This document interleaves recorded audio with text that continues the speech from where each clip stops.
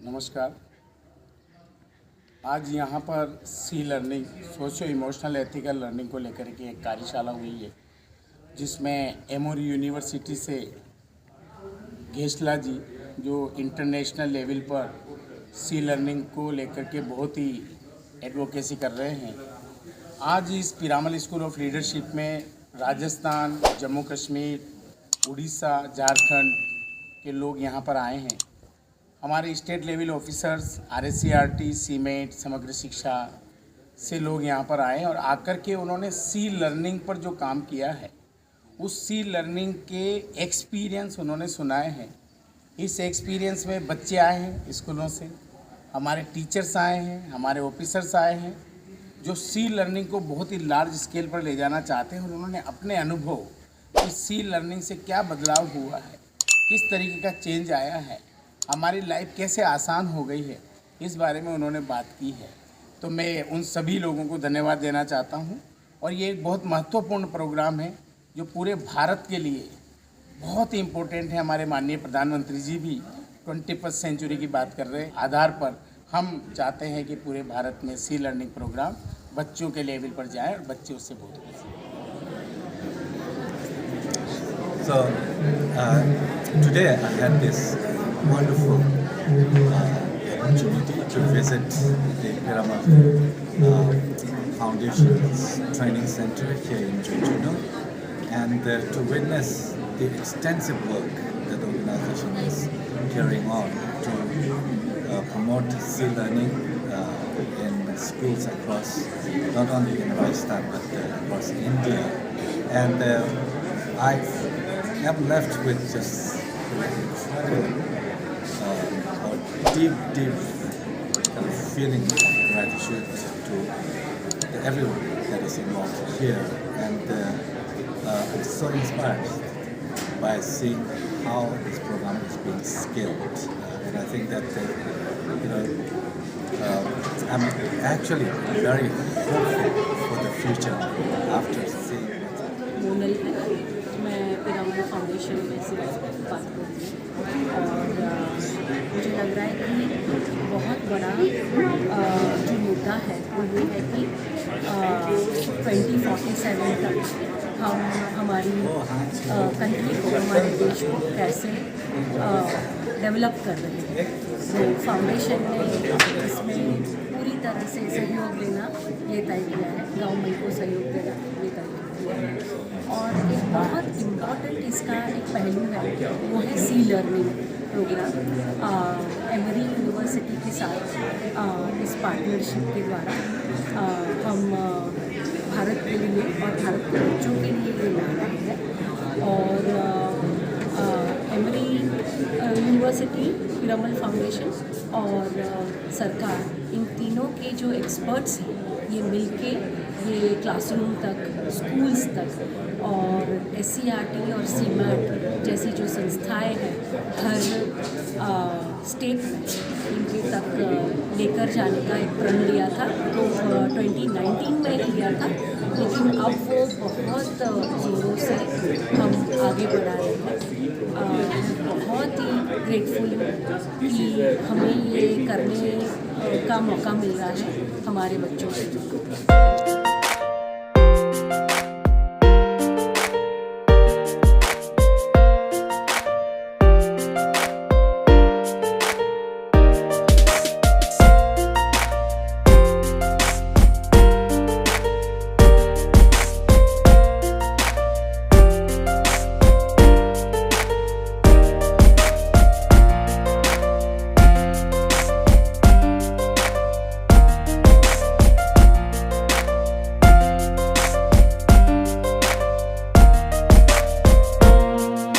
Content है ना, वो तो भारतीय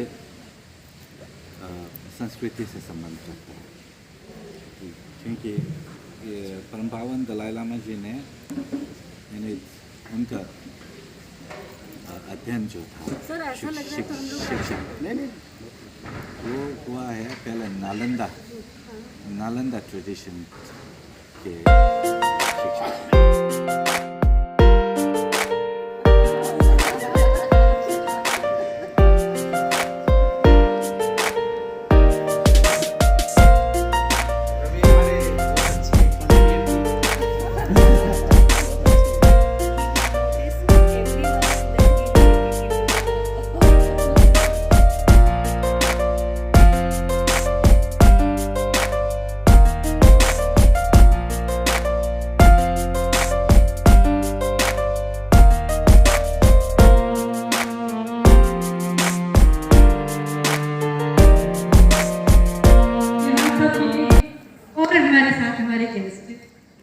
मैं अपना माइक अब सर को देना चाहूँगी और मुझे बोलना था कि please keep smile because you are in person. Thank you. Good morning. Good morning. मेरा नाम राजेंद्र है और मैं झुंझुनू में काम करता हूँ। अभी एक चेतना गीत से हम आपके दिन की शुरुआत करने जा रहे हैं। एक लाइन मैं गाऊंगा, गायन का मेरे साथ देंगे। शुरू करें। तू जिंदा है तो जिंदगी की जीत पर यकीन कर। तू जिंदा है तो जिंदगी की जीत पर यकीन कर। तू जिंदा है तो जिंदगी की जीत पर यकीन कर। तू जिंदा है तो जिंदगी की जीत पर यकीन कर। अगर कहीं है स्वर्ग तो उतार ला जमीन पर। अगर कहीं है स्वर्ग तो उतार ला जमीन पर। अगर कहीं है स्वर्ग तो उतार ला जमीन पर। अगर कहीं है स्वर्ग तो उतार ला जमीन पर। ये गम के और 4 दिन सितम के और 4 दिन। ये गम के और 4 दिन सितम के और 4 दिन। ये गम के और 4 दिन सितम के और 4 दिन। ये गम के और 4 दिन सितम के और 4 दिन। ये दिन भी जाएंगे गुजर गुजर गए 1000 दिन। गुजर गुजर गए 1000 दिन। अभी तो होगी इस चमन पे भी बहार की नजर। अभी तो होगी इस चमन पे भी बहार की नजर। अभी तो होगी इस चमन पे भी बहार की नजर। अभी तो होगी इस चमन पे भी बहार की नजर। अगर कहीं है स्वर्ग तो उतार ला जमीन पर। अगर कहीं है स्वर्ग तो उतार ला जमीन पर। जिंदा है तो जिंदगी की जीत पर यकीन कर। जिंदा है तो जिंदगी की जीत पर यकीन कर। अगर कहीं है स्वर्ग तो उतार ला जमीन पर। अगर कहीं है स्वर्ग तो उतार ला जमीन पर। 1000 भेष धर के आई मौत तेरे द्वार पर। 1000 वेश धर के आई मौत तेरे द्वार पर। 1000 भेष धर के आई मौत तेरे द्वार पर। 1000 वेश धर के आई मौत तेरे द्वार पर। मगर तुझे न चल सकी चली गई वो हार कर। मगर तुझे न चल सकी चली गई वो हार कर। नई सुबह के संग तुझे मिले सदा नई उम्र। नई सुबह के संग तुझे भी दे सदा नई उम्र। आओ आओ तितली रानी आओ। तितली रानी आओ आओ तितली रानी आओ। अरे तितली रानी आओ आओ तितली रानी आओ। तितली रानी आओ आओ तितली रानी आओ। गुनगुन भंवरा आया। गुनगुन भंवरा आया। सुन सुन भंवरा आया। सुन सुन भंवरा आया। गुनगुन भंवरा आया। सुन सुन भंवरा आया। गुनगुन भंवरा आया। सुन सुन भंवरा आया। बागों में है फूल खिले। बागों में है फूल खिले। देखो कितने फूल खिले। देखो कितने फूल खिले। तितली रानी आओ आओ तितली रानी आओ। तितली एक बार हाथी राजा तुम भी आओ, कहाँ गए हाथी जी, हमारे हाथी जी, हाथी राजा तुम भी आओ, धमक धमक तुम भी आओ, धमक धमक तुम भी आओ, धमक धमक तुम भी आओ,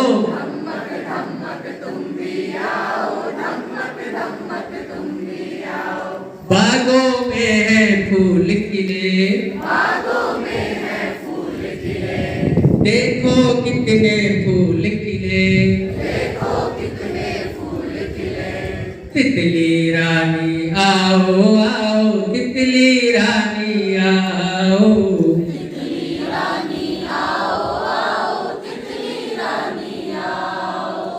भालू राजा तुम भी आओ,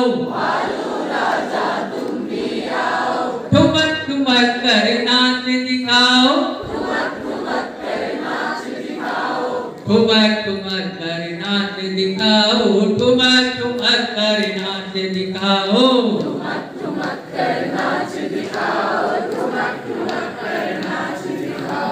बागों में है फूल खिले।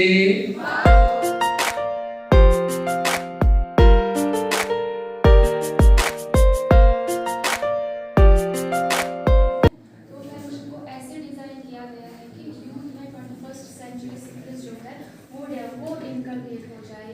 तो यूथ को बहुत सारी अपॉर्चुनिटीज़ मिलती है, ग्रास रूट प्रोजेक्ट्स पे काम करते हैं, कम्युनिटी के साथ एंगेज होते हैं, जिससे हम सोसाइटल इश्यूज़ के साथ एम्पैथेटिक होते हैं और अपनी कैपेबिलिटीज़ को रिकॉग्नाइज कर पाते हैं। फेलोशिप में हम बहुत सारी प्रोसेस हमें कंप्लीट करनी पड़ती है, जैसे मैंने कोई अपना कम्युनिटी इमर्जन कंप्लीट किया है, जिसमें हमें किसी भी कम्युनिटी में रहना पड़ता है 30 दिन के लिए बिना किसी पैसे पे, खुद हाउस ढूंढना पड़ता है और प्रॉब्लम्स को आइडेंटिफाई करना पड़ता है। तो मैंने अपना कम्युनिटी इमर्जन एक ऐसी कम्युनिटी में किया जहाँ 6th क्लास की लड़कियों की शादी हो रही थी। वो लड़कियाँ मेरी हाफ एज की भी नहीं थी। जब मैंने देखा मैं परेशान रह गई कि कश्मीर में भी ऐसा हो रहा है। वो लड़कियाँ जो भी अपनी रेस्पॉन्सिबिलिटीज़ नहीं उठा पा रही थी, उनसे उनका बचपन छीना जा रहा था और एक पूरी फैमिली की जो रेस्पॉन्सिबिलिटीज़ है उनको वो उठानी पड़ती थी।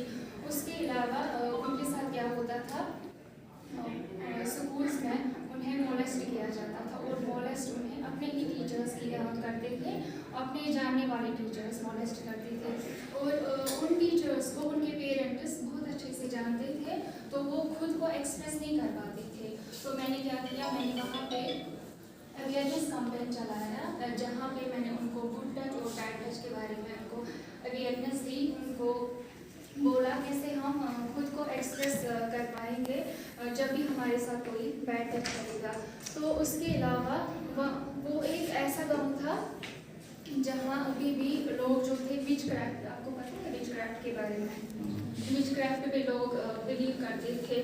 वहाँ पे ऐसी लड़कियाँ थी जो 8th क्लास के बाद वो पढ़ती ही नहीं थी, वो हायर सेकेंडरी स्कूल के नाम से ही डरती थी।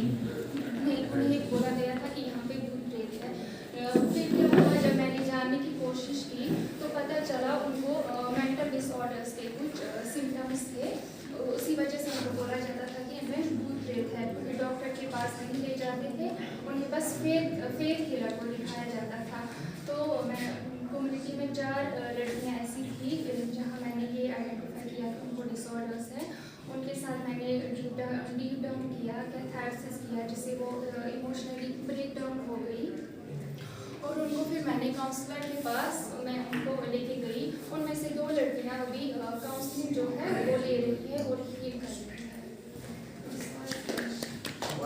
तो वो जो पार्ट है वो हम वहाँ पे देखने की कोशिश करते हैं। तो इनको वो एक मौका मिलता है 30 दिन किसी घर में रहने का, जहाँ पे फिर ये अपने आप में वो डिकंडीशनिंग करते हैं। मेरे पास जो है वो भूल जाना है, अब जो मिलेगा सोसाइटी में वो कुछ और है। तो वो सबसे इम्पोर्टेंट चीज़ है जो हम वहाँ पे देखने की कोशिश करते हैं। तो ये एक है CI। हमारे पास पूरे 4 सेमेस्टर है इसके पास हमारे पास करिकुलम है। जैसे हम क्लासेस में पढ़ाते हैं, हमारे पास एक करिकुलम होता है, सेट करिकुलम के फर्स्ट सेमेस्टर में क्या पढ़ाएंगे, फर्स्ट टर्म में क्या पढ़ाएंगे। इसी तरह हमारे पास 2 साल में 4 सेमेस्टर्स होते हैं। तो 4 सेमेस्टर्स में अलग अलग करिकुलम के थ्रू हम काम करते हैं। तो पहले हम काम करते हैं सेल्फ अवेयरनेस से, खुद के, और लास्ट में हम पहुंचाते हैं फिर resolve conflict, build tables and solve problems. यहां तक हम पहुंचने की कोशिश करते हैं by the end of 4th semester. तो खुद से बदलाव, self change to system change. हम ये यकीन करते हैं कि जब हम खुद में बदलाव लाएंगे तभी हम सिस्टम में बदलाव लाने की कोशिश करते हैं। तो इसलिए हमारे पास NB4 करिकुलम है, नेशनल बिल्डर 4 करिकुलम, जो पहले हमारे पास NB1 था, फिर हमने 2 बना दिया, फिर 3 और 4 है हमारे पास। तो उसमें और मैं दिल्ली से हूँ और मैंने अपने जो पढ़ाई लिखाई में सोशल वर्क मास्टर्स की है सोशल वर्क में दिल्ली से ही। तो मैं दिल्ली का रहने वाला हूँ, गांव से मेरा इतना कनेक्शन नहीं था। तो एक समझ से कि ये जानना था कि गांव में या ग्राउंड लेवल पे एजुकेशन सिस्टम कैसे काम करता है, उसको समझने के लिए मैंने ये फेलोशिप ज्वाइन करी। तो इसमें कई, जैसे भैया ने बताया कि 4 सेमेस्टर हैं, कई प्रोसेस होते हैं। इसमें इन्होंने बताया कि कैसे हम लोग FS करते हैं, CI करते हैं। तो एक प्रोसेस होता है PSP का, पब्लिक सिस्टम प्रोजेक्ट, जिसमें हम लोग काम करते हैं। तो जैसे ही आप 5-6 महीने 1 साल तक आपने कम्युनिटी में काम किया, तो आपने कोई पर्टिकुलर प्रॉब्लम आइडेंटिफाई करी जिसकी लगता है कि उसको सॉल्व करने की जरूरत है। तो PSP के थ्रू मैंने एक प्रॉब्लम ये आइडेंटिफाई करी, जो कि क्योंकि मैं चिड़ावा बेल्ट में काम करता हूँ झुंझुनू डिस्ट्रिक्ट के, तो एक मोटा ये देखने को मिला कि खासकर जो झुंझुनू बेल्ट में है, लोग ज्यादातर गवर्नमेंट जॉब की तरफ फोकस है, उनका सारा फोकस गवर्नमेंट जॉब की तरफ है। लेकिन एक डेटा है सेंट्रल गवर्नमेंट का कि 2014 से 2022 तक 7 लाख नौकरियां निकली सरकार की और 22 करोड़ लोगों ने फॉर्म भरे। तो लगभग 1% जो है लोग ही सेलेक्ट हो पाएंगे गवर्नमेंट जॉब में। तो 99% लोग तो प्रॉब्लम है, उनका क्या, उनके पास क्या प्लान भी है क्या। तो वो उस पे मैंने पूरे 1 महीने काम किया, अलग अलग कॉलेजेस में जाके, चिड़ावा कॉलेज में जाके, जो रोड जाते वक्त एक यूनिवर्सिटी है श्रीधर यूनिवर्सिटी, उस कॉलेज में, चिड़ावा गर्ल्स कॉलेज में, अलग अलग कॉलेज में जाके उनको उनके ड्रीम को, उनके पैशन को आइडेंटिफाई करने में मदद की, स्मार्ट टेक्निक के थ्रू कैसे हम लोग अपने पैशन को आइडेंटिफाई करें। तो पिछले 2 साल में काम करने में ऐसे प्रॉब्लम्स को आइडेंटिफाई किया। मैंने भी CI करके 1 महीने का, जिसमें मैं फरहट गांव में रहा, और जो मोटा मेरा एक अंडरस्टैंडिंग बनी, जो मेरी डीकंडीशनिंग हुई। जैसे क्या होता है कि मैं एक कॉन्वेंट स्कूल से पढ़ा हुआ हूँ, जो वहाँ पे मम्मी पापा मेरे जब भी PTM हो रहा है, चीजें हो रही हैं, तो तुरंत पहुंच जा रहे हैं, कॉल पे उनको मैसेज आ रहा है कि आपके यहाँ सैटरडे को PTM है, आपको आना है। तो कोई न कोई टाइम निकाल के चला जाता। तो मेरे एक नोशन बन गया था कि नहीं, जो है टीचर्स जो है, हमारे टीचर्स तो एफर्ट करते हैं साथ, लेकिन माँ बाप जो है बिल्कुल एफर्ट नहीं करते। ये मेरा था कि गांव में ऐसा होता कि माँ बाप तो आते ही नहीं। ये मेरा एक तरीके से सोच बन गया था। तो जब मैं 1 महीना जिस दीदी के घर पे रह के काम किया रहा उनके पास, तो ये वाला जो प्रॉब्लम है मुझे टूटा कि नहीं, प्रॉब्लम ये नहीं है कि वो लोग आते नहीं है, प्रॉब्लम ये है कि उनकी अगले दिन की रोटी का भी जुगाड़ करना है। अब मैं उनके यहाँ 24 घंटे रहता हूँ रहा, तो देख रहा हूँ उनका प्रोसेस क्या। सुबह उठती है, सबके लिए खाना बनाती थी, खाना नाश्ता चाय पानी करती थी। उसके बनाने के बाद बच्चे को स्कूल भेजने के बाद वो मनरेगा में काम करने जाती थी, है ना। वापस वो आती थी, वो गाय जो डांगर उनका ध्यान रखना, उसको खाना वाना देना, फिर वो सेम प्रोसेस करती थी। रात को खाना बनाती थी, फिर वो खाना बनाती थी, बच्चों को खाना खिलाती थी। जैसे ही एक लूप साइकिल है। उनके पास वो टाइम था, उनके जो पति थे वो सिक्योरिटी गार्ड थे, वो जा रहे हैं सुबह 9 बजे, सुबह 8 बजे निकल जा रहे हैं सूरजगढ़ में एक फैक्ट्री में सिक्योरिटी गार्ड है, रात के 9 बजे आ रहे हैं। तो ये देखने को मिला कि उन लोग को अगले दिन की रोटी का जुगाड़ करना है कि कहाँ पे वो अगले दिन पेट भर पाएंगे क्या बच्चों की अपनी। अगर वो नहीं करेंगे तो बच्चा अगले दिन भूखा रहेगा, है ना।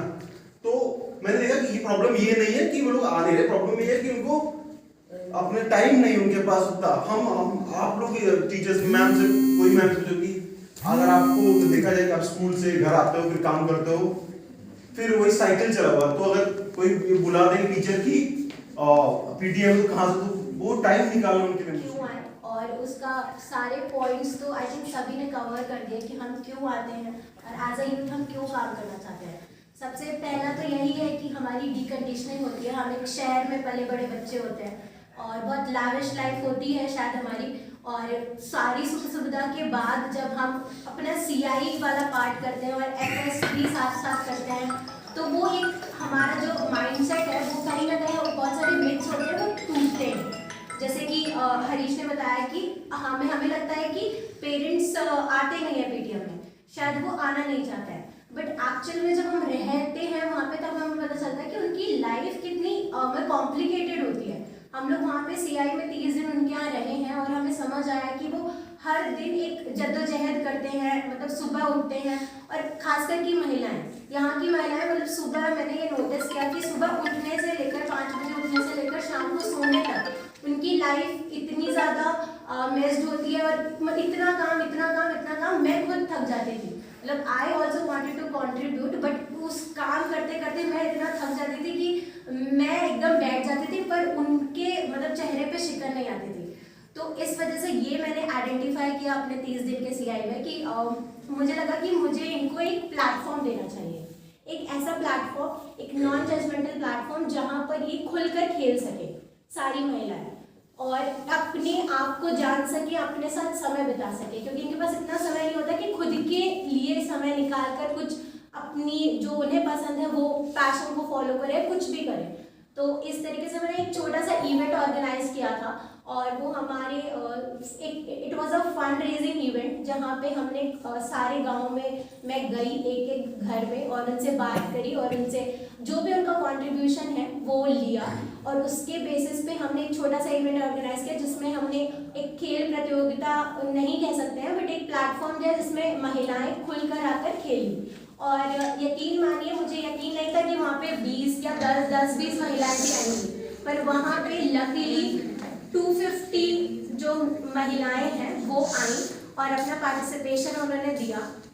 और ये थोड़ा शॉकिंग भी था हमारे लिए कि हम एक्सपेक्ट नहीं कर रहे थे, और वो टाइम हमने चुना 1 बजे से लेकर 3 बजे तक, एंड इतना ज़्यादा वो इंगेज हो गए कि यहाँ कैसे बोलते हैं ना, डांगर वांगर सब भूल गए, तो इतना ज़्यादा इंगेज हो गई। और इसको सस्टेन कराने के लिए I have approach to sarpanch, जो हमारी सरपंच मैम है, उनसे बात करी मैंने, और इसको हर 6 महीने में या 3 महीने में या 1 साल में कराने का मतलब उनसे रिक्वेस्ट करी, and she was also there, और उन्होंने भी उसमें पार्टिसिपेशन किया।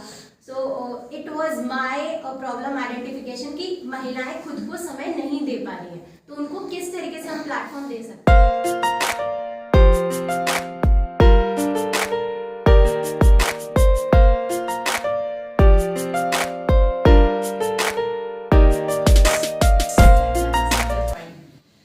मेरे ख्याल से टीचर होने का रेशो शायद सबसे ज़्यादा हो, लेकिन हमने जब समझा अलग अलग जगह रिसर्च करके स्टडी करके, तो हमें ये समझ में आया कि इसका अनुपात बहुत कम है। तो करुणा फेलोशिप जो हमने शुरू करी, ये 2 साल की फेलोशिप है, और इस फेलोशिप में बेसिकली हम यही कर रहे हैं कि वो सारी महिलाएं जो कहीं पीछे छूट गई, उन सारी महिलाएं, चाहे वो 12th के बाद ड्रॉप आउट हो गई या ग्रेजुएशन तो किया लेकिन आज भी घर के कामों को ही कर रही है, लेकिन उसमें उनको किसी भी तरीके का इकोनॉमिकल बेनिफिट्स नहीं है ना, बहुत एप्रिसिएशन भी नहीं है, वो हम सब जानते हैं। तो उन महिलाएं कैसे सेल्फ के बारे में और ज़्यादा कॉन्फिडेंट हो सके, कैसे हम एक ऐसा कैडर महिलाओं का तैयार कर सकें इस देश में, ताकि वो कंपैशनेट चेंज लीडर के तौर पर उभर कर आए, और साथ ही साथ फाइनेंशियली इंडिपेंडेंट हो सके, अपने बारे में डिसीजंस ले सके, अपनी ज़िंदगी के बारे में, अपनी आने वाली जनरेशन्स को सपोर्ट कर सके। तो हमारे साथ यहाँ पर कुछ करुणा फेलोज है जो कि झुंझुनू इंदिरा है। मैं यही 7 किलोमीटर दूर से अलीपुर गाँव से आती हूँ, और मेरी 2 बेटी हैं, एक 9th क्लास में है और एक 1st क्लास में है। मैं गवर्नमेंट स्कूल में पढ़ी हूँ, आर्ट्स से हूँ, और मैंने एजुकेशन में MA किया है ज्योग्राफी से, और ग्रेजुएशन और MA के दौरान भी मेरे बहुत से चैलेंज भी आए हैं पढ़ाई के दौरान, क्योंकि मेरी 12th क्लास में शादी हुई थी, तो ससुराल वालों ने पढ़ाने के लिए भी थोड़ा ऐसे किया कि खेती होता है, काम कर लेना, पढ़ाना नहीं है। फिर जैसे तैसे करके मैंने कही, तो ये पापा की हेल्प ली कहीं, मतलब ससुराल वालों के ऐसे करके मैंने अपने कर दिया। फिर मैं घर पे बैठी हुई थी, और मुझे किसी से पता चला रिश्तेदार से कि वहाँ पे करुणा फेलोशिप है, तो मैंने ज्वाइन किया करुणा फेलोशिप। ज्वाइन करने के बाद में मुझे यहाँ पे बहुत सी चीज़ों में मतलब स्किल्स, कम्युनिकेशन आदि चीज़ों पे, और इससे पहले मुझे इसका लैपटॉप और कंप्यूटर का भी कोई नॉलेज नहीं था। यहीं पे आके मैंने सब कुछ सीख के मैंने मतलब इतना कुछ सीखा कि फिर मैं मेरे खुद के मतलब अपने पर्सनल प्रोसेस पे काम करने लगी। फिर मेरा काम ऐसा देके मैं अभी मेरा खुद का प्रोसेस कर रही हूँ। ब्राह्मण एंटरप्राइजेस की एक कंपनी है, उसमें मैं अभी काम कर रही हूँ। उसमें 2500 के समथिंग एम्प्लॉय हैं, तो उसकी मैं खुद ऑडिट करके SAP में बुकिंग करके 1.5 करोड़ के समथिंग उनकी बुकिंग है और 5 लाख के समथिंग उनका डिडक्शन जाता है। तो टेट और 100% टेट और क्वालिटी के साथ में देती हूँ। डिस्ट्रिक्ट के चिड़ाव से ही आती हूँ और मुझे यहाँ करुणा फेलोशिप ज्वाइन किए हुए 14 महीने हो गए और मेरा बैकग्राउंड मैं आर्ट्स से हूँ, मैंने BA किया हुआ है और मेरी फैमिली में हम 4 लोग हैं। मेरे ससुर जी हैं जो कि अक्सर तबीयत खराब ही रहती है उनकी, और मेरे हस्बैंड हैं जो मजदूरी करते हैं। मेरा एक बेटा भी है 10-11 साल का, और मेरे हस्बैंड मेरे को यहाँ पे आने के लिए बहुत सपोर्ट किए हैं उन्होंने। और जब मैं यहाँ से मेरी शादी गांव में हो गई थी, गांव में हुई है और 12th क्लास में हो गई थी। तो मेरी जब शादी हुई थी तो वहाँ पे गांव टाइप में जैसे लेडीज़ होती है वो बाहर नहीं निकलती है काम के लिए, तो मैं भी नहीं निकलती थी काम के लिए, बाहर कहीं नहीं गई थी। तो फिर यहाँ पे मेरे को करुणा फेलोशिप के लिए मेरे को यहाँ पे पता चला किसी से, तो मैंने ये ज्वाइन करने की सोची कि मैं भी ज्वाइन करूँगी। मैं भी यहाँ पे महिलाओं के बारे में स्किल्स का लर्निंग होता है, तो मैं भी ये सीखूँगी। स्किल लर्निंग के लिए मैंने यहाँ पे ज्वाइन किया है। तो मेरी यहाँ पे जब से मैंने स्टार्ट किया यहाँ पे ज्वाइन किया है, तो मेरा यहाँ पे इंडक्शन हुए थे हमारे।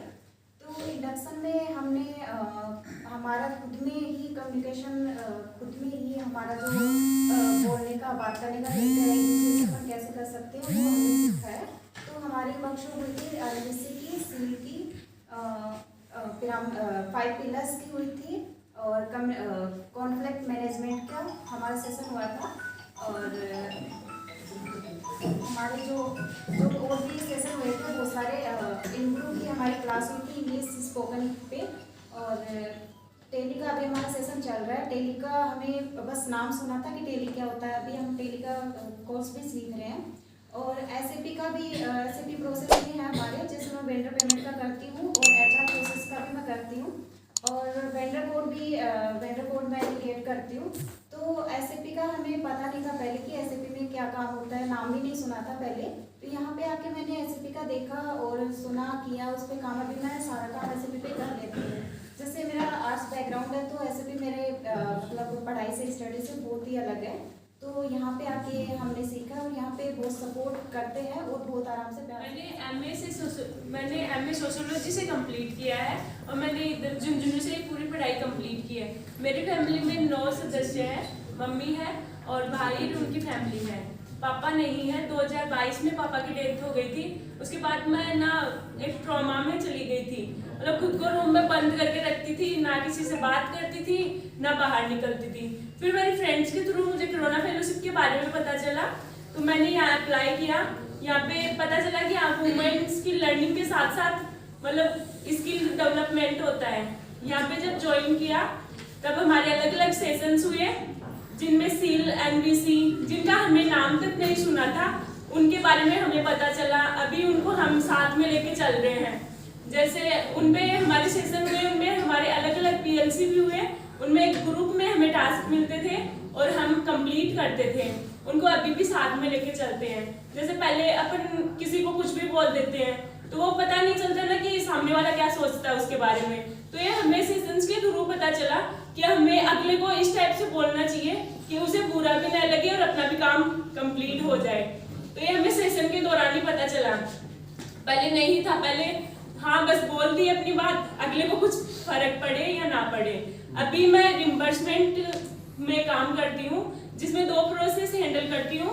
एज ए स्पोक 10 फेलो मेरे साथ काम करते हैं और मैं उनकी मतलब टीम लीडर हूँ।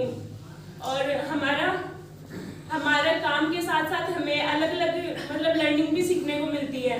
अभी जैसे इमोरी यूनिवर्सिटी का वो था सेशन जिसमें मैं गवर्नमेंट टीचर्स के साथ झुंझुनू में 3 दिन विजिट पे गई थी। उनका रजिस्ट्रेशन से लेकर उनके साथ हो गया। 1 साल में मैं दिव्यांग बच्चों और नॉन दिव्यांग बच्चों के साथ काम कर रही हूँ। कोरोना फेलोशिप में आने के बाद मैं सबसे पहले मेरे अंदर सबसे बड़ा डर यही था कि मैं अपनी बात को किसी ओपन स्पेस में रख नहीं पाती थी, किसी के साथ बात करना इतना कुछ नहीं था। लेकिन फेलोशिप में आने के बाद मेरी इतनी लर्निंग हुई कि आज मैं अपनी बात को कहीं भी ओपन स्पेस में अपनी लर्निंग के साथ शेयर कर पाती हूँ। और मैं दिव्यांग बच्चों के साथ काम करती हूँ तो उनके साथ में मुझे एक अपनापन सा फील होता है, ना कि मैं कहीं बस काम करने जा रही हूँ, आ रही हूँ, वो सब कुछ चीज़ नहीं।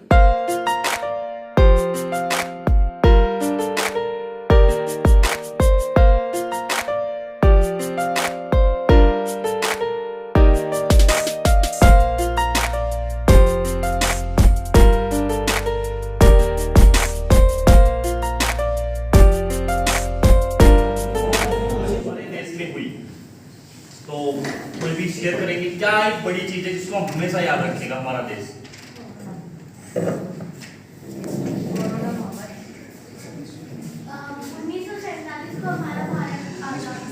1947 को हमारा देश आजाद हुआ। तो ये एक ऐसी चीज है जो हमारी अगली सारी पीढ़ियां याद रखेंगी कि 19वीं सदी में एक बड़ी चीज हुई थी कि ये देश आजाद हुआ। तो और हम में से बहुत सारे ऐसे लोग हैं जिनको इस आजाद देश में पैदा होने का मौका मिला। तो हमारी पूरी पहली कई पीढ़ी तो इस देश को आजाद कराने में निकल गई, है ना? इसे 19वीं सदी नहीं 20वीं सदी। हाँ सॉरी, वो 20वीं सदी। हाँ, तो उस पिछली सदी में जो है ये एक बड़ी तकलीफ है। अब इसी सदी में हमने कुछ और चीजें की। और ऐसी क्या चीजें हैं जो हम अपने देश में सेलिब्रेट कर सकते हैं? आजादी के बाद की कोई ऐसी चीज जिसको आप सेलिब्रेट कर सकते हैं आज हम एज एन भारतीय? संविधान लागू हुआ।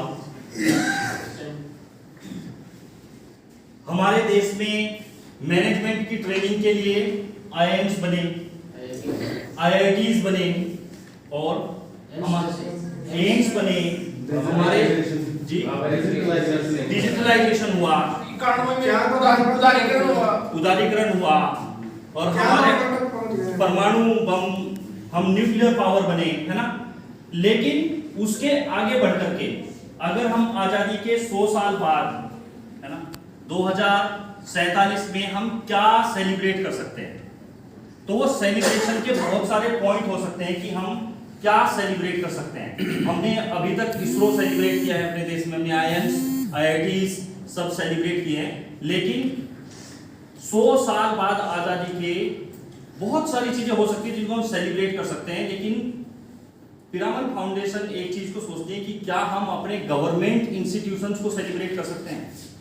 क्या आजादी के 100 साल बाद एक पेरेंट्स खड़े होकर ये बोल सकता है कि मेरे देश का गवर्नमेंट स्कूल ऐसा है जिसमें मैं अपने बच्चे को गर्व के साथ भेजना चाहती हूं और चाहता हूं, या मेरे देश का गवर्नमेंट हॉस्पिटल ऐसा है जिसमें मैं खुशी खुशी अपने परिवार के किसी सदस्य को एडमिट करा के अपने आप को सुरक्षित और सहज महसूस करता हूं कि मेरे परिवार के उस मेंबर का ठीक से ट्रीटमेंट हो जाएगा।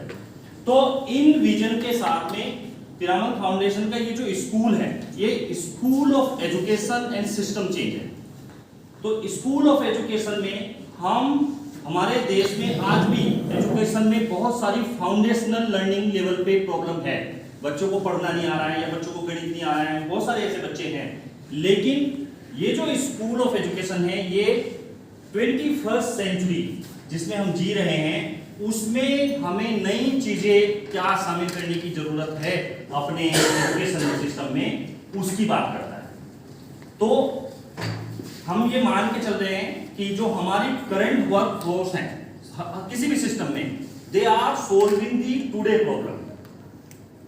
लेकिन जो हमारी टुमारो की प्रॉब्लम होने वाली है, जो भविष्य की प्रॉब्लम होने वाली है, वो भी हमें ही सॉल्व करनी है। तो ये जो पीढ़ी है आजादी के बाद वाली, ये बहुत इंपॉर्टेंट पीढ़ी है इस देश के इतिहास में, क्योंकि वो आज की प्रॉब्लम भी सॉल्व करेंगे और कल की प्रॉब्लम, सेंचुरी की प्रॉब्लम्स को सॉल्व कर पाए एंड देयरफॉर अपना कंट्रीब्यूशन दे पाए। एंड फिजिकल लिटरेसी, कि हम बच्चों को, अपने बच्चों को के वेलबींग को इंश्योर करने के लिए किस तरीके की एक्टिविटीज में उनको शामिल करें, और इसके बाद कि इन सब को करने के लिए किसके लिए होगा, तो ये होगा सबके लिए।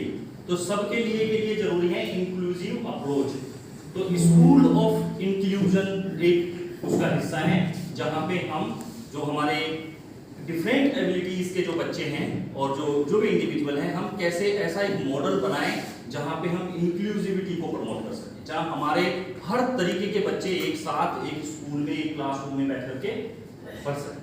तो अभी इस रूम में जब जितने भी डिस्कोर्स कर रहे हैं, जितनी भी बातचीत हो, तो सारे स्टूडेंट्स पर ले जाने की योजना बना रहे हैं। तो ये 21वीं सदी की पेडागोजीज है, जो आपको अलग अलग टेबल पे इंटरेक्शन के थ्रू और एग्जीबिशन के थ्रू समझने का मौका मिलेगा। तो हम शुरू कर सकते हैं। Thank you so much. मेरा नाम अशकार खान है। जैसे कि अभी आप लोगों ने सुना कैसे हम आगे आने वाले प्रॉब्लम को सॉल्व करने के लिए हम अपने स्कूल्स में किस तरह की प्रैक्टिस को शुरू करें, चाहे वो क्लासरूम की प्रैक्टिस हो, चाहे वो टीचिंग पेडागोजी की प्रैक्टिस हो, या चाहे वो हमारे बच्चों के साथ सीखने सिखाने की प्रोसेस हो। तो पीसा एक प्रोग्राम है जो जो है OECD ऑर्गेनाइजेशन है, जिसमें कई सारी countries organisation for economic development cooperation.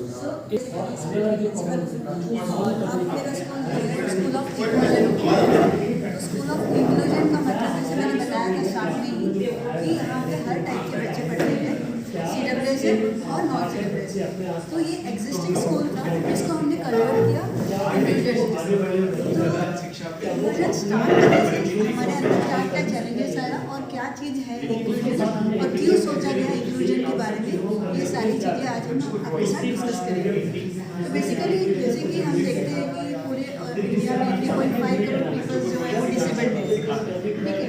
Disability होना किसी के भी घर पे यहाँ पे ऐसा माना जाता है कि वो एक टाइप का अभिशाप है या एक टाइप की शर्मनाक चीज़ है, इसमें वो शेयर नहीं कर सकते। अगर वो बच्चे की माइंड डिसेबिलिटी तो उसको एक्सेप्ट कर लेते हैं, लेकिन अगर वो मेजर डिसेबिलिटीज में काउंट होता है तो वो पेरेंट्स उसको एक्सेप्ट नहीं किया कराते हैं और उसे अपने घर पे ही रख देते हैं। ये हमें इसका बहुत बुरा अनुभव हुआ जब हम फील्ड पे गए और हमने कुछ एरियाज में फाइंड आउट किया। इवन आंगनबाड़ी को भी पता नहीं है कि कौन से घर पे कौन सा बच्चा डिसेबल्ड है, तो बाजू वाले घर को भी नहीं पता है कि कैसे बच्चा डिसेबिलिटीज है। तो पेरेंट्स के लिए ऐसा था कि बच्चों को एकदम नेग्लेक्टेड फील कराना या ये एक सोसाइटी पे बोझ है, इस तरह से फील कराना है। और हमारा रोल ये है कि हम इनको तीसरा क्या होता है, पहले हम समस्या ढूंढते हैं, फिर क्रिएट में फिर समस्या का समाधान ढूंढते हैं, और जो चेंज होता है तो उस समस्या का जो समाधान हमने ढूंढा है और उसे लागू करते, ये होता है 3। अब हमारे स्कूल में काफ़ी फाउंडेशन से पिरामल फाउंडेशन से जैसे अशकार भैया, ऐश्वर्या दीदी, प्रतिया दीदी आते हैं और हमें बहुत सारी एक्टिविटीज़ करवाते हैं, चाहे वो पेंटिंग हो, चाहे वो प्रतियोगिता हो, कुछ भी हो। और इनमें से मेन हमारी जो एक्टिविटी है वो है बूट कैंप। बूट कैंप में हमने बहुत सारे बूट कैंप्स किए। उनमें ना सबसे पहले हम हमारे मतलब कि बच्चों के समूह बनाते और उनमें मतलब अलग अलग समूह जैसे समूह उनका नाम रखते हैं और उसके बाद में बैठकर जितनी समस्या हो सके उतनी स्पीडली नहीं लिख पाती है, तो क्लास के अंदर जो भी वर्क होता है उस वर्क को हम व्हाट्सएप ग्रुप के अंदर साथ साथ डालते हैं ताकि कीर्ति घर के अंदर तो उस काम को कर सके। उस चीज़ का बेनिफिट ये होता है कि हमने वो काम तो कीर्ति के लिए किया था, लेकिन अगर कोई बच्चा बाई मिस्टेक अगर क्लास मिस कर देता है तो उस बच्चे को भी इस काम का बेनिफिट मिल जाता है। तो हमने जो एजुकेशन को थोड़ा सा इजी बनाया और वो सभी के लिए यूजफुल हो। जब खुद के अंदर बदलाव होने पर कहीं ना कहीं पॉजिटिविटी आती है कि हाँ हम कुछ ऐसा काम कर रहे हैं कि बच्चों के साथ साथ उन बच्चों को भी CWSM बच्चों को भी एक आइडिया है उसमें आपने और कितनी अपनी चीज़ें लिखी और आप उसको और जो सिचुएशन में आप क्रिएटिव बनना पड़ेगा तभी आप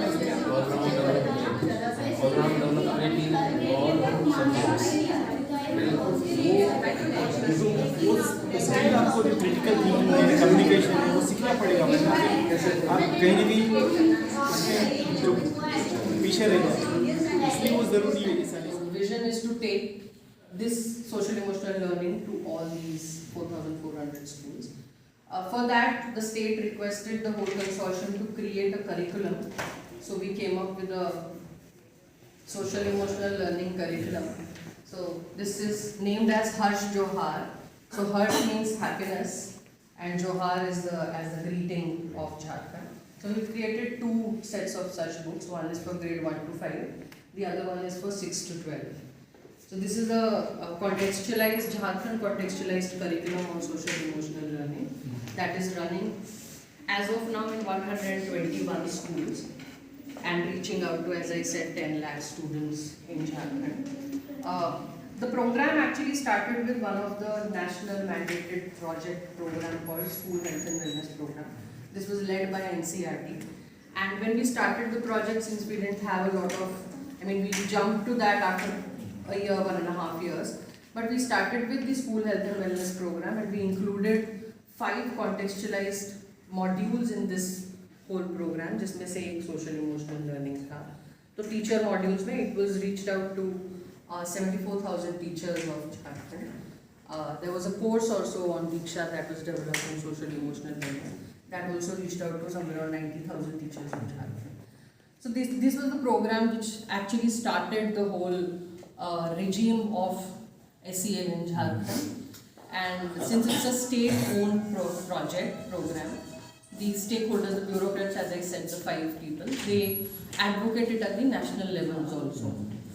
So if there is a meeting at Niti Aayog or if there is a FLN national consultation, the SPD speaks about this program and this curriculum that is running in Jharkhand. And there are other advocacy processes that we are doing within the state to take it to pan-state plus across India also. Yeah, so the model, as I said, we are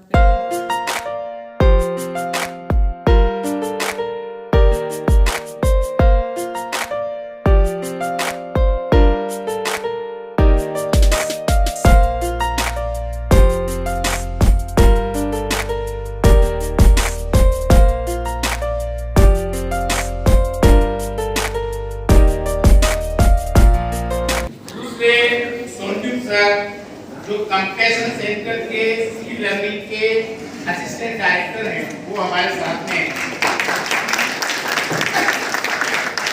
अभी तक हम बात कर रहे थे कि सी learning कैसे होता है और हम कर रहे हैं प्रैक्टिस, लेकिन जब वो लोग साथ में होते हैं जो इसको जी रहे हैं केवल NCERT का नहीं है, हम सभी कई NGOs की कोलैबोरेटिव अप्रोच के साथ काम कर रहे हैं और जो काम कर रहे हैं उसमें सबसे पहले तो हमने नीड को असेसमेंट किया, टीचर्स की नीड को असेस किया कि उनको सोशल लर्निंग की जरूरत है, साथ में बच्चों में जो स्थितियाँ हैं क्योंकि वो एक जॉइंट फैमिली से नीचे शिफ्टेड हुए हैं, प्रॉपर इनफॉर्मल इंटरेक्शन पेरेंट्स और बच्चे के बीच में भी नहीं होता है, बच्चे के भाई बहनों का भी उसको साथ जुड़ाव नहीं है, ना कोई खेल है, यानी ये बच्चे का केवल स्कूल में ही है। और जब स्कूल की स्थितियां देखते हैं तो वहाँ बिल्कुल एक सेट पैटर्न में उनको काम दिया हुआ है, उस तरह से वो इतना प्रॉपर इंटरेक्ट नहीं कर पाते हैं जिससे कि उनके अनौपचारिक संवाद हो। अनौपचारिक संवाद नहीं होने के कारण वो बच्चे जो है एक तरह से द्वंद्व में फंसे रह जाते हैं और उनको जो छोटी छोटी प्रॉब्लम्स आती हैं उन प्रॉब्लम्स को वो मीट आउट नहीं कर पाते हैं, जो उनके द्वंद्व के रूप में उनके कैरेक्टर में और स्ट्रेस में और टेंशन में रिफ्लेक्ट करता है और वो बच्चे जो है उन्हें बैठे हुए लगते हैं, स्कूल में बैठे हैं, बट वो लर्निंग के प्रोसेस के अनुभव नहीं होता। उस सबको देखते हुए हमने वेरियस सेगमेंट पे काम करना शुरू किया है। जहाँ पे राजस्थान की बात करें हमने टेक्स्ट बुक में 6 से 8 तक के बच्चों के कंटेंट को learning outcome, competency and life skills का हाइड किया है। किस तरह से टीचर्स की ट्रेनिंग का मैंने आपको बताया कि टीचर नीड असेसमेंट में हमने इन चीज़ों को लिया है कि टीचर को कितनी ज़रूरत है, किन किन सेगमेंट में ज़रूरत है, और किस तरह से वो लाइफ स्किल को कहते हैं या सोशल इमोशनल लर्निंग जो है वो बच्चों तक पहुंचा पाए ताकि उनका होलिस्टिक डेवलपमेंट हो पाए। उसके लिए हमने ट्रेनिंग सेशंस भी कर रखे हैं। निष्ठा की दिशा प्लेटफॉर्म पे जो ट्रेनिंग्स है उसमें भी सी लर्निंग के ट्रेनिंग मॉड्यूल्स बहुत बड़े वर्क के बाद में कोऑपरेटिव में निरामल भी उसमें हमारे साथ काम कर रहा है। 1 साल पहले ही हमने वो मॉड्यूल, तो कोविड की पोस्ट कोविड सिचुएशंस में टीचर्स को काफी स्ट्रेस थे, इतने कंपल्शन थे उनके दिमाग में, वो खुद भी स्ट्रेस होने के कारण वो अपनी प्रायोरिटी डिसाइड नहीं कर पाते हैं, प्रॉब्लम डायग्नोज नहीं कर पाते हैं, उसको एक तरह से रूट चार्ट नहीं दे पाते बच्चों को, अपने आप के लिए भी नहीं बैठते, मतलब जो टीचर ही कुछ नहीं है, तो बच्चों को बहुत अच्छे से उनकी समस्या का पहचान कर समाधान देने में सक्षम नहीं हो पाएंगे। तो इस प्रोजेक्ट पर हमने काफी कुछ काम किया है। एक तो 3 जिलों पर हमने इस लेवल की पायलटिंग स्टडी करा दी है, जिससे ये जानने में आया है 6 से 8 तक के सभी विषय का 6 सब्जेक्ट के कंटेंट को learning outcome, competency and life skill align करके टीचर को पढ़ाने के लिए ट्रेनिंग भी करा दी, पायलटिंग के नतीजे ये आए, बच्चे अच्छे हेल्थी माहौल में अच्छा फील करते हैं, अच्छी स्किल के साथ इंटरेक्ट करते हैं, प्लस हैप्पी टीचर्स के साथ भी यही बात। अब टीचर्स की इस स्टडी को आगे ले जाने के लिए हमारे सेक्रेटरी साहब बहुत ही इनिशिएशन लेने वाले हैं। उन्होंने एवरी शब्द उन चीजों को हम कैसे लाएंगे, एकदम से तो हम ला नहीं सकते जब तक कि इंटरेक्टिव सेशन नहीं होंगे, बच्चे ग्रुप में काम नहीं करेंगे। SIEMAT state institute for administration and training की बात करता है और मिडिल मैनेजर्स, एजुकेशन के जो मिडिल मैनेजर्स होते हैं उनको ट्रेन करने का काम करता है। भाई कमलेंद्र जी ने आपको बताया किस तरीके से हम टीचर्स को डेवलप कर रहे हैं, इस लर्निंग को ले जा रहे हैं। इसी प्रकार से उन्होंने बच्चों की बात की, मैं बात करता हूँ आपसे प्रिंसिपल्स की। जिन संस्थाओं को हेड करते हैं यानी जो हेड है प्रिंसिपल्स, उन्हें प्रशिक्षण कराते हैं बैठते हैं। और इस वर्ष से हमने जब पीएम श्री स्कूल के प्रिंसिपल, जो पीएम श्री अपने आप में एक मॉडल स्कूल बनने जा रहे हैं, जो अपने पीएम साहब का व्यवसाय सपना है, संकल्प है, वो ऐसे स्कूल बने जो उदाहरण पर स्कूल हो, जो लाइट हाउस का काम करें पूरे क्षेत्र में। ऐसे स्कूल के प्रिंसिपल्स को अभी हमने 400 लोगों को प्रशिक्षण कराया और उसमें सी लर्निंग का एक सेशन उसका रखा है निरामल फाउंडेशन के सहयोग से। और जब 360 डेवलपमेंट की बात होती है, होलिस्टिक डेवलपमेंट की बात होती है, तो शायद उसका सबसे बड़ा जो काम है वो सी लर्निंग है। आज घर की जो स्थिति है वो किसी से भी छूटी नहीं है, सभी घर में बदल गए हैं। बच्चे के पास अपनी बातों को रखने के लिए, उसके भावनाओं को समझने के लिए, करने के लिए कोई होता ही नहीं है। और वो सब स्कूल में उसे मिले, और स्कूल में कब मिलेगा जब हमारा एडॉप्टिव इंस्टीट्यूशन वो सी लर्निंग को समझेगा। जब उसके पास पहली बार सी लर्निंग की बात की जाए, उसको उसके बारे में जानकारी नहीं होती है, तो वो सी लर्निंग पर ध्यान ही नहीं देगा। तो हमारा जो पहला काम है और वो हमने शुरू भी कर दिया है फिर हम लोग यही फाउंडेशन के सहयोग से कि इसके सेशन शुरू करवाएं। तो मैं सबसे ज़्यादा जो मुझे मोटिवेशनल जो चेतना वाला जो हमने प्रेयर की, तो उस टाइम मैंने 2-4 पैराग्राफ्स को बोले, उसके बाद मैं खुद भावुक हो गया। घनश्याम जी जानते हैं कि जब मेरा गला चुप हो जाता है ना तो बड़ी आस्था होती है कि मैं बड़ा मतलब हो जाता है कि ये होगी सिचुएशन। दूसरी बात, ऐसे नहीं जग बदलेगा, हम बदलेंगे तब बदलेगा। तो रोल मॉडल तो हमने सब में बदलना ही है, बनना ही है जरूर। बाकी रही सी प्रोग्राम की बात है, इसी प्रोग्राम से पहले होगा कि मेरा जो लॉन्ग टर्म विजन है, मैं कहता हूँ कि एजुकेशन का पर्पस क्या है, ये जितनी भी सोसाइटी का पर्पस क्या है, हम क्या चाहते हैं, सदा खुश रहो, सदा सुखी रहो। तो जब हैप्पीनेस मिसिंग है, सेटिस्फैक्शन मिसिंग है, जब आईआईटी सुसाइड कर लेता है, जब आईएएस करप्शन कर लेता है, जब हमारे रिश्ते ठीक नहीं चल रहे, जब हम दर्द एडिक्शन की तरफ जा रहे हैं, जब हमारे किसान आत्महत्या कर रहे हैं, तो कौन सी रावणी की हम बात कर रहे हैं। तो हम अपने एजुकेशन पर्पस को रीडिफाइन करना पड़ेगा।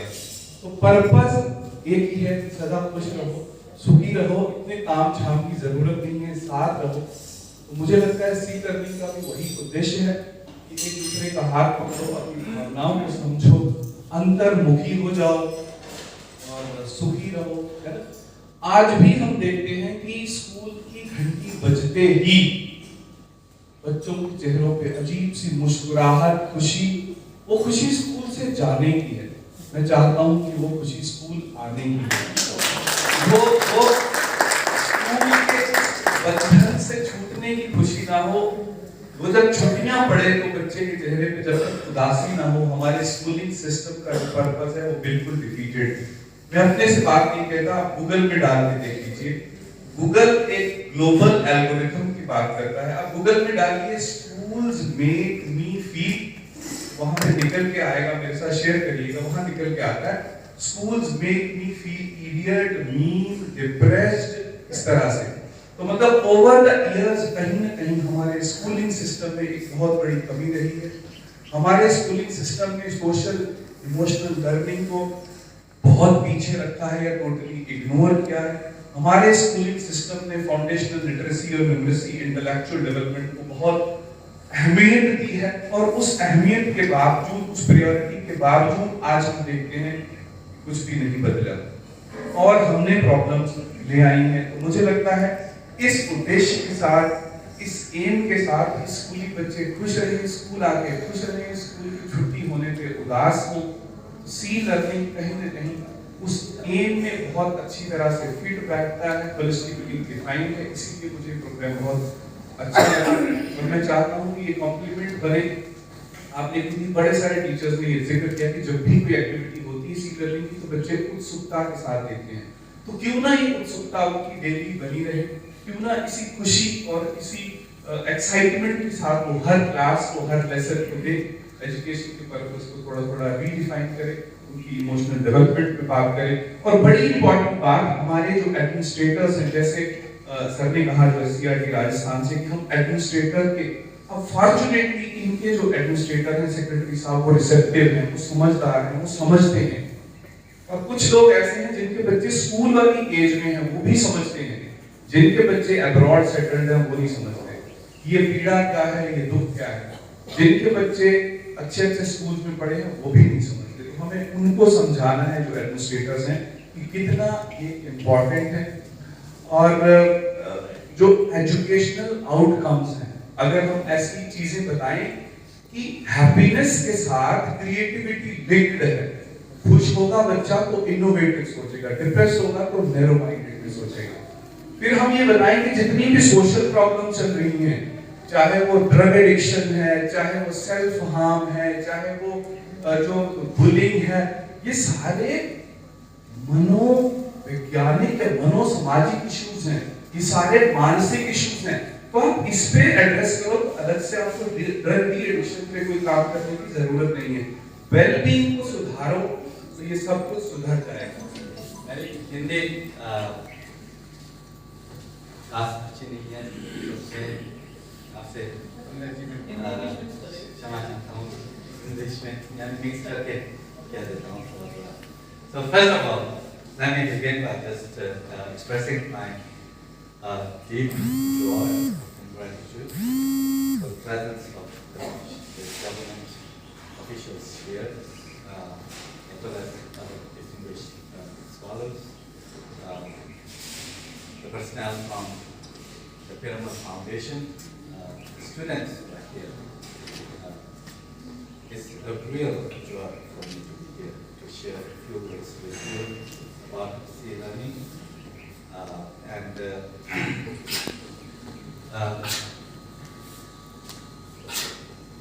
Perhaps I can begin by just making reference to Dr. When you mentioned that what is the purpose of education, Shiksha ka uddeshya kya hai. So several years ago, in 2011, the United Nations had commissioned a committee that was to assess what contributes to the progress. We are all interested about the progress. उन्नति के पीछे दौड़ रहे हैं हम सब। पर ये उन्नति है क्या?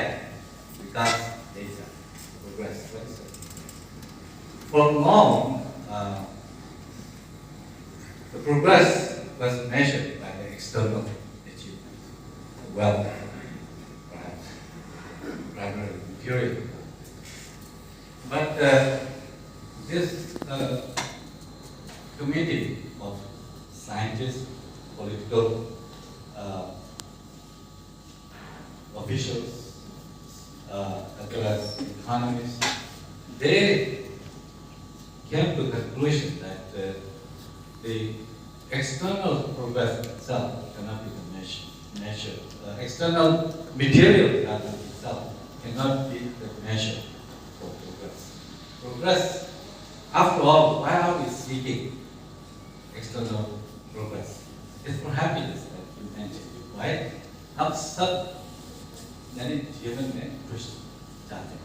एक कीड़े मकोड़े से लेकर इंसान तक सभी को खुशी रहना जरूरी है।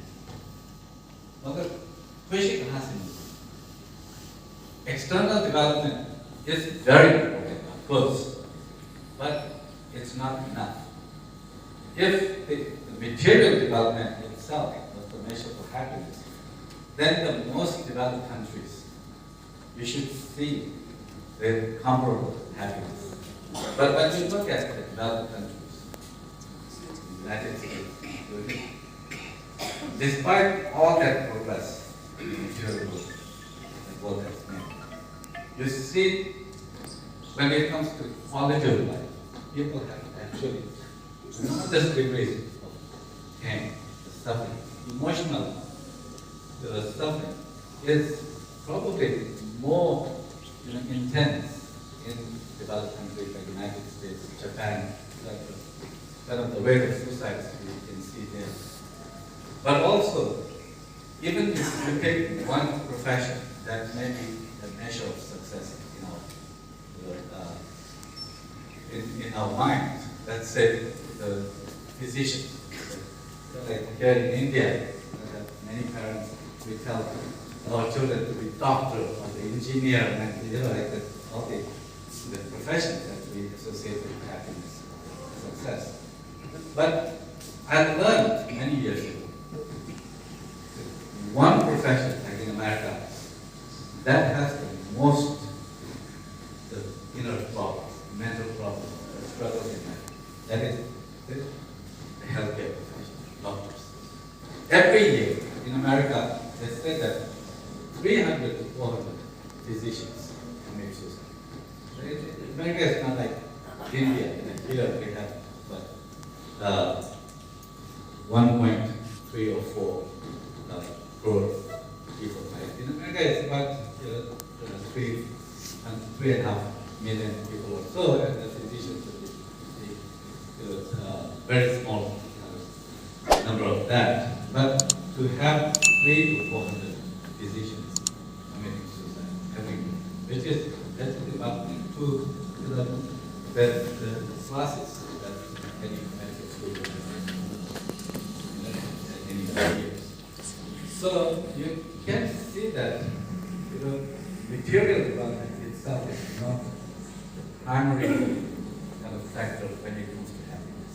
We are human beings, we have needs, we have feelings. And if our inner needs are not fulfilled, not just the physical needs, but inner emotional needs, if we are not able to maintain the relationship, we are social. By nature of social beings, we have to live with others. And when our interaction with others is not flourishing, not constructive, of course, that relationship will suffer, whether it's between the husband and wife, with the children and parents, students and teachers, in the community with the government officials and the citizens. That will suffer. So that's why I think when this committee, at the request of the United Nations, they did the research. They found that not only we need to make the happiness as the measure for. दोहराएंगे भी शुरुआत करते हैं। मैं भारत को विकसित भारत बनाने के लिए अपने बच्चों एवं सहयोगियों को 21वीं सदी के कौशल पर काम करने के लिए प्रेरित करूंगा, करूंगी।